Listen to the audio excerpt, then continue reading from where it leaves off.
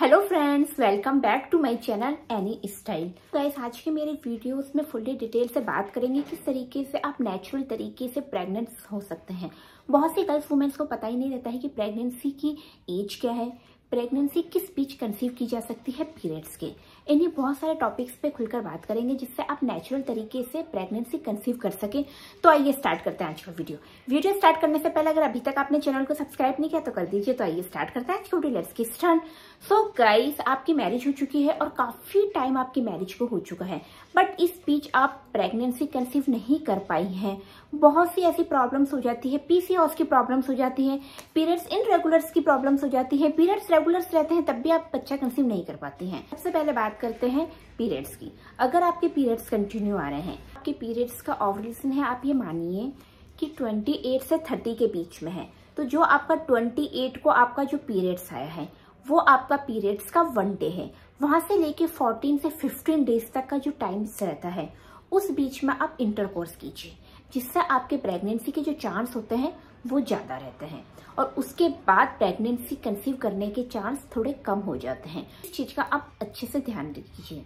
मेरे पास काफी कमेंट्स आते हैं जिसमें गर्ल्स बोलती है कि हमारे पीरियड्स तो इनरेगुलर हैं और हमें पता ही नहीं रहता है कि हमें कौन से टाइम पे इंटरकोर्स करना चाहिए जिससे हम जल्दी से प्रेगनेंसी कंसीव कर पाए।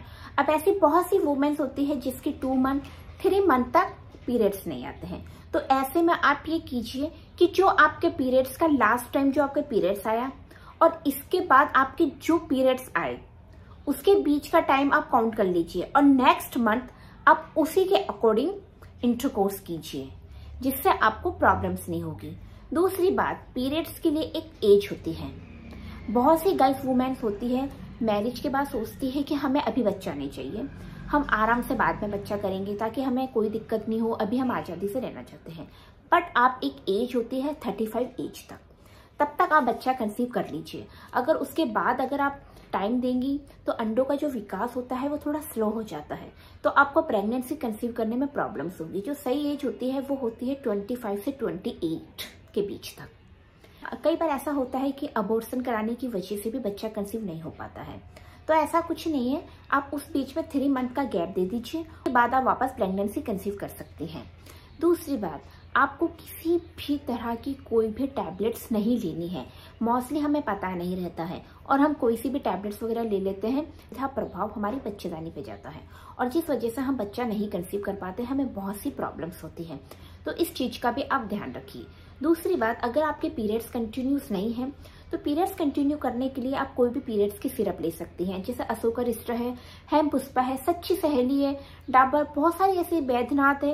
इस टाइप के आप सिरप ले सकती हैं जो आपके पीरियड्स को कंटिन्यू करेंगी और जब आपके पीरियड्स कंटिन्यू होंगे तो आप इजीली बच्चा कंसीव कर लेंगी।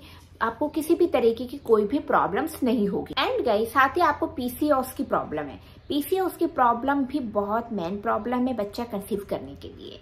तो अगर आपको इस टाइप के प्रॉब्लम से, तो एक बार आप गायनोलॉजिस्ट से कंसल्ट कीजिए, उसके अकॉर्डिंग वो जो भी आपको टैबलेट्स वगैरह देती है वो टैबलेट्स आप लीजिए और उसके बाद आप अच्छे से बच्चा कंसीव कर सकते हैं। मेन यही रहता है कि हमें समझ में नहीं आता है कि हम बच्चा कंसीव कब करें। तो जो आपके पीरियड्स आते हैं वो टाइम आप नोट कर लीजिए कि आज 11 को मेरा पीरियड्स आया, तो 11 आपकी एक दिन है और ऐसा करते करते आपको 14 से 15 डेज तक बच्चा कंसीव करने के इंटरकोर्स करना है। उस बीच आप बच्चा इजीली कंसीव कर सकती हैं। तो इस चीज का अच्छे से ध्यान रखिए। और उसके अलावा भी आपको पीरियड से रिलेटेड कोई भी प्रॉब्लम है, जब तक आपके पीरियड्स कंटिन्यू नहीं होंगे तब तक आप बच्चा कंसीव नहीं कर पाएंगी। तो सबसे पहले आप अपने पीरियड्स को कंटिन्यू कीजिए और उसके लिए आप कोई भी सिरप ले सकती हैं। डिस्क्रिप्शन में आपको सिरप के बारे में फुल्ली डिटेल से भी मैंने बताया है कि कौन सी सिरप किस काम आती है, तो वो भी आप यूज कर सकती हैं। और इनसे रिलेटेड और कुछ भी अगर आपको पूछना तो डायरेक्ट कमेंट्स करके पूछ सकती हैं।